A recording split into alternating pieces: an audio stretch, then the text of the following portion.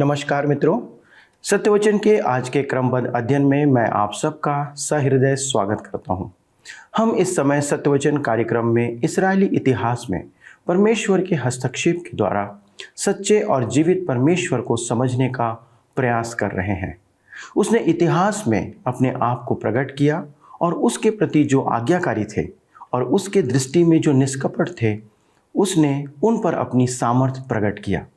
परमेश्वर के चुने हुओं के जीवन में एक समय आता है दोस्तों, जब वे तिरस्कार का सामना करते हैं, लेकिन वह उनकी विश्वास योग्यता का एक एक बात का हिसाब रखता है। आज हम एक अद्भुत दृश्य को देखेंगे कि कैसे दाऊद के लोग उसके प्रति अपनी प्रभु भक्ति प्रकट करते हैं और उनके प्रेम के प्रति आदर में अपनी आवश्यकता की चिंता कभी नहीं करते। परमेश्वर अपने भक्त जनों से यही आशा करता है कि उसकी सेवा में वे अपना समर्पण का प्रदर्शन करें। आइए दोस्तों, आज के अध्ययन में हम इस बात को देखते हैं। मित्रों, आज हम अपने अध्ययन में आगे बढ़ते हुए पहले इतिहास की पुस्तक अध्याय 11 व 12 का अध्ययन करेंगे, जिसका विषय होगा दाऊद का राज्य।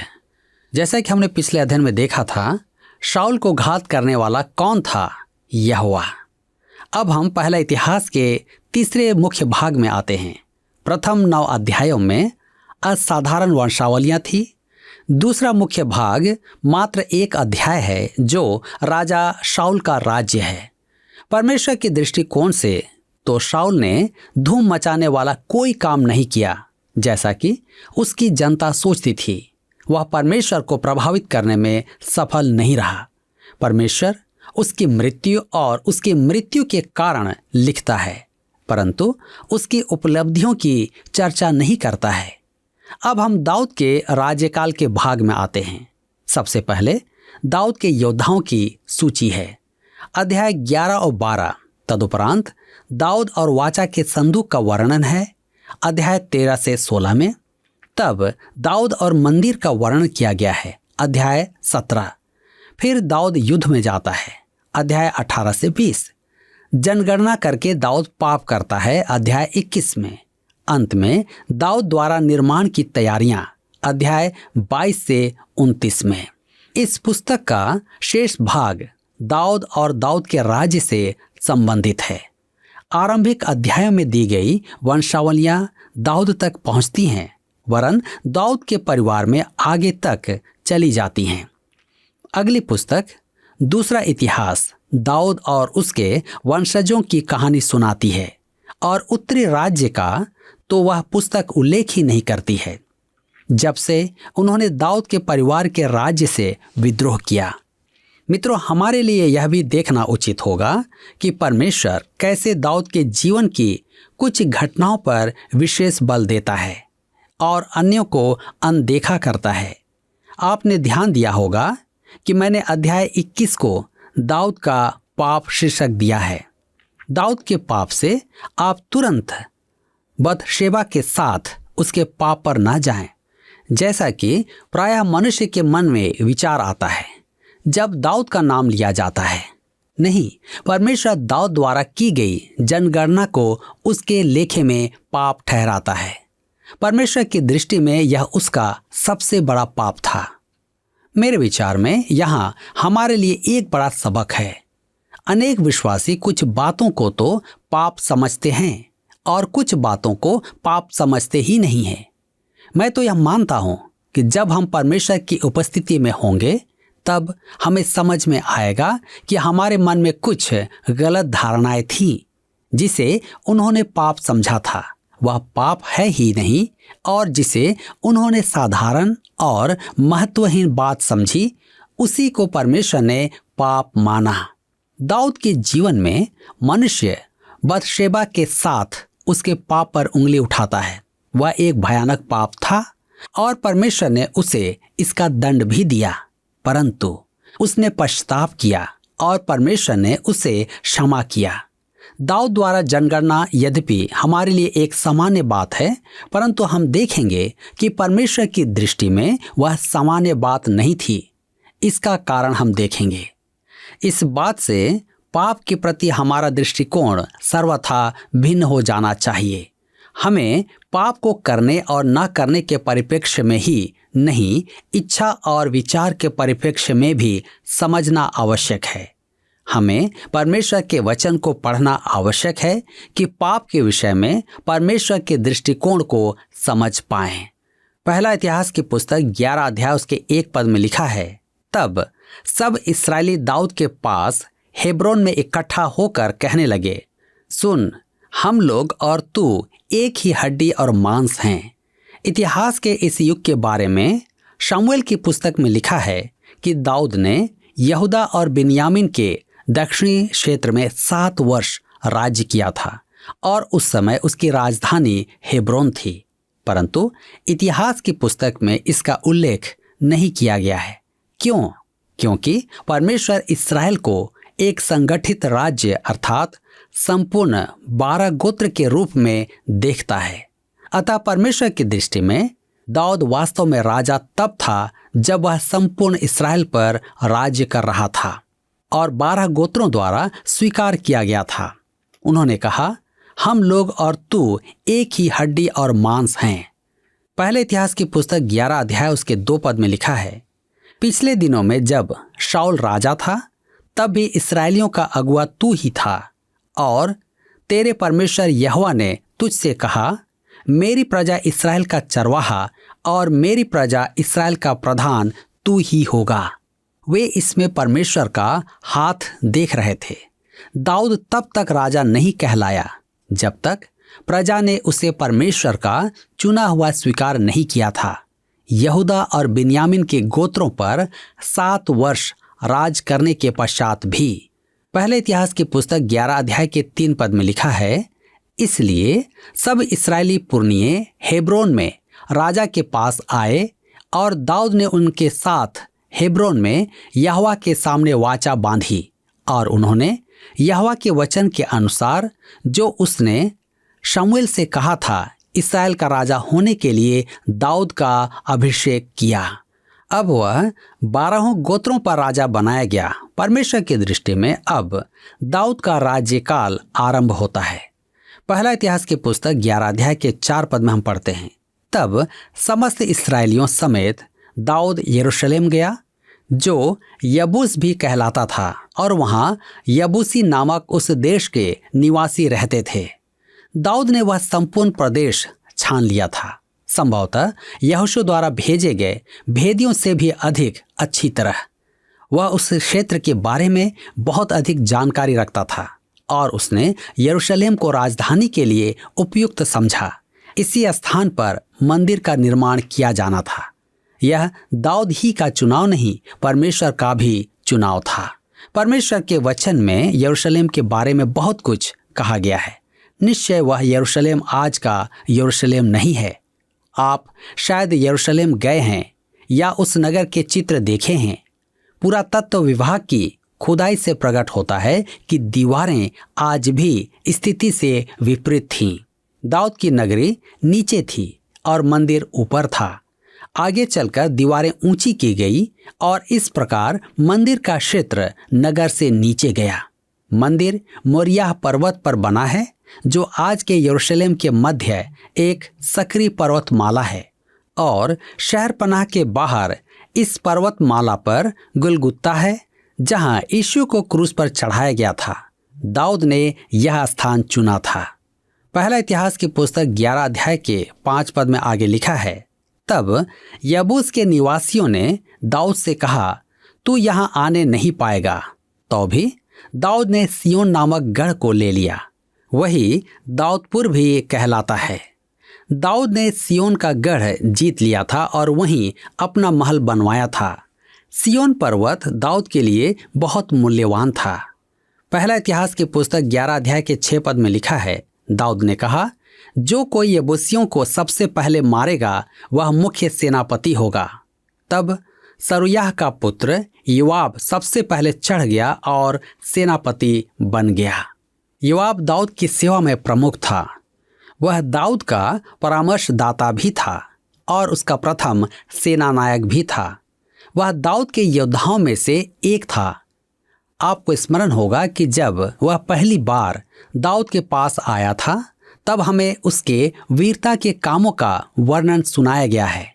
उसके द्वारा सेना का नेतृत्व और दाऊद के लिए युद्ध करना आदि। वह दाऊद की सेना का सेनापति था। वह संपूर्ण सैन्य बल का सर्वेसर्वा था। पहला इतिहास 11 के 7 पद में लिखा है, तब दाऊद उस गढ़ में रहने लगा, इसलिए उसका नाम दाऊदपुर पड़ा। मेरे मित्रों, दाऊदपुर वास्तव में सिय्योन पर्वत था। यहीं दाऊद का महल बनाया गया था। सिय्योन पर्वत दाऊद का मन भावन स्थान था। पहला इतिहास 11 के 8 में आगे लिखा है, उसने नगर के चारों ओर अर्थात मिलों से लेकर चारों ओर शहरपनाह बनवाई और योआब ने शेष नगर के खंडहरों को फिर बसाया।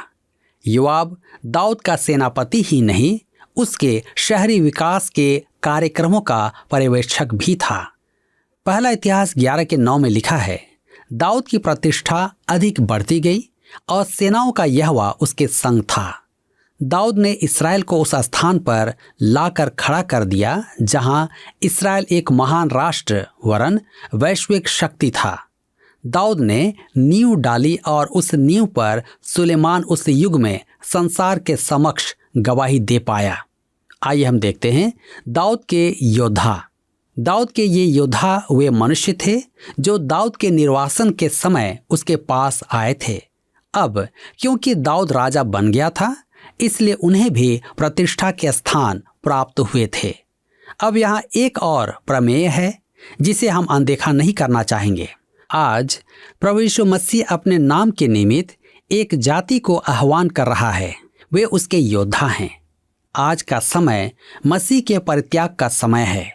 उसके अपनों ही ने कहा, हम उसे अपने ऊपर राज नहीं करने देंगे। उसने राजाओं का राजा और प्रभुओं का प्रभु होकर अपना सिंहासन स्थापित नहीं किया है। दाऊद भी एक परित्यक्त मनुष्य था, जबकि इस्राएल का राजा होने के लिए उसका अभिषेक कर दिया गया था। शाऊल अब भी राज्य कर रहा था। परमेश्वर उसे अवसर पर अवसर दे रहा था कि वह सुधर जाए, परंतु वह सुधरा नहीं।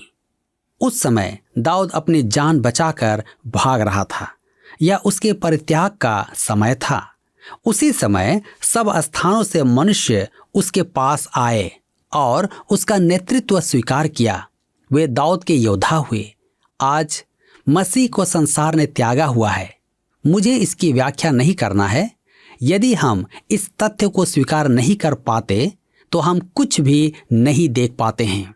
आप और मैं जिस संसार में रहते हैं वह मसीह का त्याग करता है, परंतु वह अपने नाम के निमित्त मनुष्यों को बुला रहा है। वह हमारा उद्धारकर्ता प्रभु और स्वामी है। अतः हमें उसके सिंहासन पर बैठने तक प्रतीक्षा करनी होगी। हमें बताया गया है कि तब हम उसके साथ राज करेंगे, क्योंकि हमारा प्रभु संसार द्वारा अस्वीकार्य है। मैं समझ नहीं पाता कि कुछ विश्वासी नगर ख्याति प्राप्त करना चाहते हैं।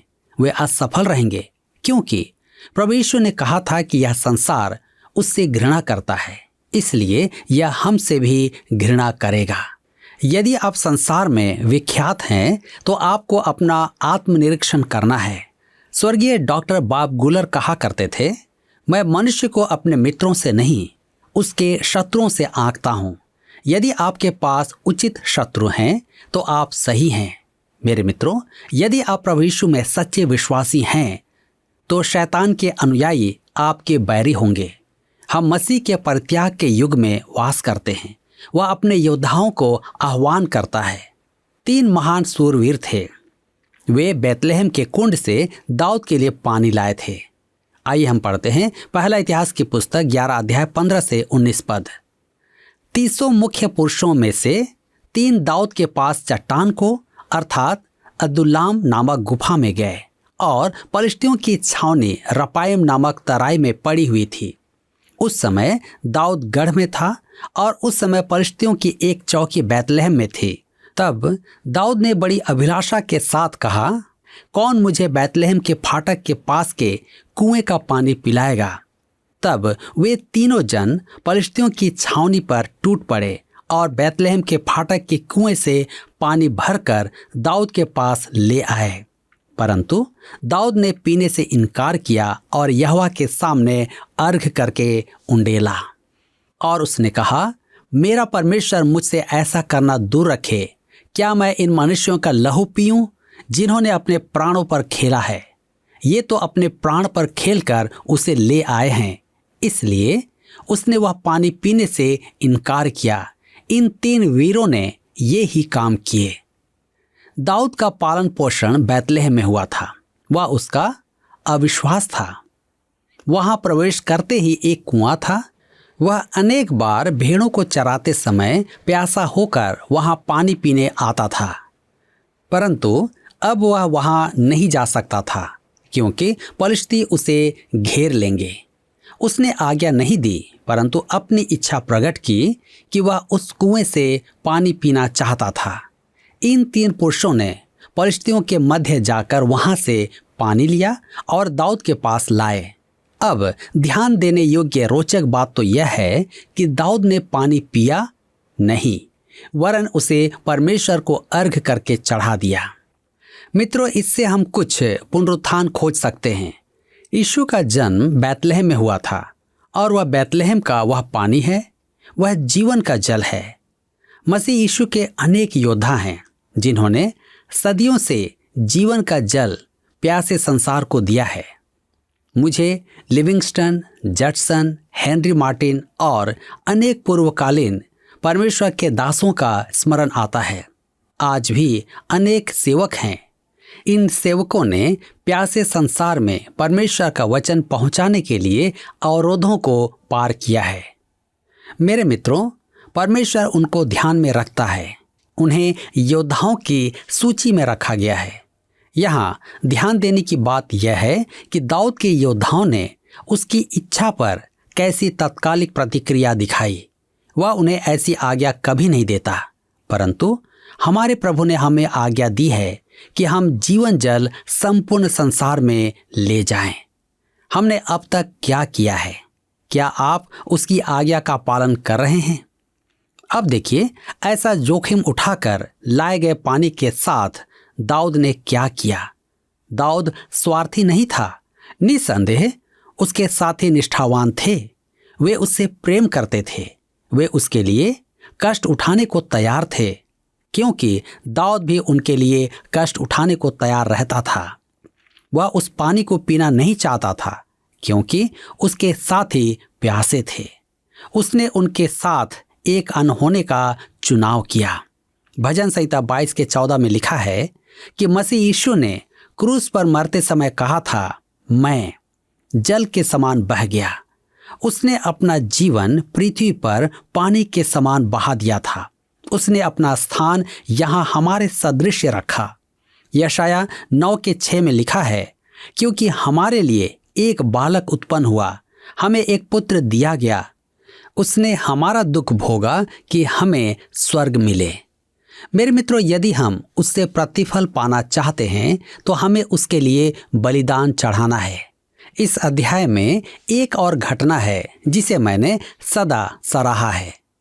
पहला इतिहास की पुस्तक 11 अध्याय के 22 पद में लिखा है, यहोयादा का पुत्र बनायाह था, जो कबजेल के एक वीर का पुत्र था, जिसने बड़े बड़े काम किए थे। उसने सिंह समान 2 मुआबियों को मार डाला और हिम ऋतु में उसने एक गड्ढे में उतर के एक सिंह को मार डाला। मित्रों, मुझे यह बहुत अच्छा लगता है। उसने एक शेर को मारा था और वह भी बर्फ गिरते समय। हमारे प्रभु ने इस पर विशेष ध्यान दिया। मेरे विचार में प्रभु एक विश्वास योग्य मनुष्यों पर ध्यान देता है जो वर्षा या धूप काल में भी आराधना में आते हैं।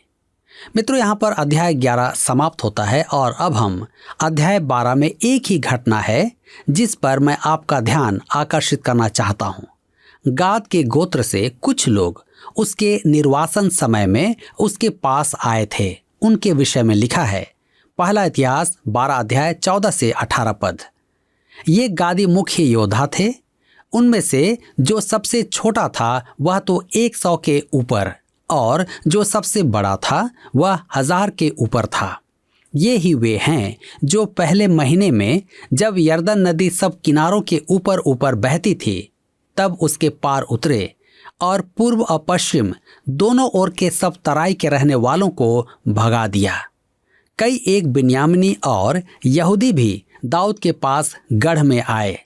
उनसे मिलने को दाऊद निकला और उनसे कहा, यदि तुम मेरे पास मित्र भाव से मेरी सहायता करने को आए हो तब तो मेरा मन तुमसे लगा रहेगा, परंतु जो तुम मुझे धोखा देकर मेरे शत्रुओं के हाथ पकड़वाने आए हो तो हमारे पितरों का परमेश्वर इस पर दृष्टि करके डांटे, क्योंकि मेरे हाथ से कोई उपद्रव नहीं हुआ। तब आत्मा अमासै में समाया जो 300 वीरों में मुख्य था, और उसने कहा, हे दाऊद, हम तेरे हैं। हे यिशै के पुत्र, हम तेरी ओर के हैं। तेरा कुशल ही कुशल हो और तेरे सहायकों का कुशल हो, क्योंकि तेरा परमेश्वर तेरी सहायता किया करता है। इसलिए दाऊद ने उनको रख लिया और अपने दल के मुखिया ठहरा दिए। मेरे मित्रों, ये लोग बाढ़ में चढ़ी हुई यरदन नदी पार करके दाऊद के पास आए थे। वे हिम्मत हारने ही वाले थे कि दाऊद उनके पास गया। वह नहीं जानता था कि वे मित्र हैं या बैरी। उसने तो उनसे यह भी कह दिया था, तुम मुझे धोखा देकर मेरे शत्रुओं के हाथ पकड़वाने आए हो तो मैं तुम्हारा नाश करूंगा। उन्होंने कहा, हे दाऊद, हम तेरे हैं। हे यिशै के पुत्र, हम तेरी ओर के हैं। वे उसकी सेवा में रहना चाहते थे। बहुत से विश्वासी प्रभु की सेवा में रहना चाहते हैं और सोचते हैं कि सेवा करना केवल व्यस्त रहना है। तथापि प्रश्न यह है, क्या आप मसीह के लिए जीना चाहते हैं? गाद के वंशज दाऊद से यही कह रहे थे, दाऊद, हम तेरे अधीन होकर तेरे लिए जीना चाहते हैं। मेरे मित्रों, हम इस आत्मिक प्रसंग को एक चरण आगे ले चलते हैं। मसीह ने अपनी मृत्यु और अपने पुनरुत्थान के द्वारा आपको यरदन पार कराई है और सब आत्मिक आशीषें दी हैं। अब आपको संसार में मसीही जीवन जीना है। यूहन्ना रचित सुसमाचार 17 अध्याय के 15 पद में प्रभु यीशु ने कहा, मैं यह विनती नहीं करता कि तू उन्हें जगत से उठा ले, परंतु यह कि तू उन्हें उस दुष्ट से बचाए रख। हमें अपना मसीही जीवन यही जीना है। मेरे मित्रों, एकमात्र स्थान जहां आपको मसीही जीवन जीने का सौभाग्य प्राप्त होता है वह है यहाँ, इस पृथ्वी पर। इसके लिए आपको मसीह के अधीन होना है। यह विचार कि मसीही जीवन संसार से समझौता और आडंबर है सर्वथा गलत है। आपको जल पार करना है। इसमें आपको कीमत चुकानी है। आपको दाऊद से महान किसी मनुष्य के पास जाना है, प्रभु यीशु के पास, और उसके अधीन समर्पण करना है। ओह, उसकी सेवा में रहना कैसी आनंद की बात है। क्या आज आप जाना चाहेंगे? पिछले प्रश्न का उत्तर है सी, परमेश्वर से विश्वासघात। साउल की मृत्यु का मुख्य कारण था परमेश्वर से विश्वासघात। आज का प्रश्न है, दाऊद की राजधानी दाऊदपुर किस अन्य नाम से भी जानी जाती थी? ए यरूशलेम, बी सियोन, सी यबूस, डी हेब्रोन। मित्रों, इस प्रश्न का उत्तर हमें कल सुबह 6 बजे से पहले विकल्प ए, बी, सी या डी के साथ अपना नाम, पता, स्थान के साथ 9651433397 पर SMS या व्हाट्सएप करें। सभी विजेताओं को विशेष पुरस्कार प्रदान किए जाएंगे। धन्यवाद। क्या आपको यह कार्यक्रम पसंद आया? अभी हमें एक मिस कॉल करें और आप अगले विजेता हो सकते हैं।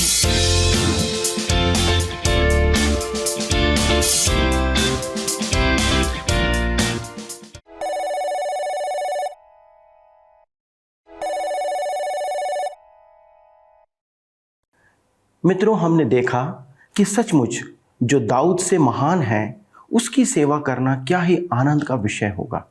परमेश्वर ने हर एक विश्वासी को उसकी सेवा के लिए चुना है।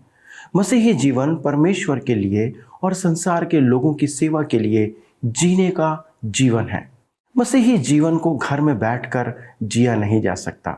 हमारा जीवन मसीह के प्रेम को प्रकट करने के लिए है, जिसके लिए हमें बाहर निकलना होगा, घर को छोड़ना होगा, क्योंकि बाहर बहुत से प्यासे लोग हैं जो मुक्ति या उद्धार पाने के लिए तरस रहे हैं।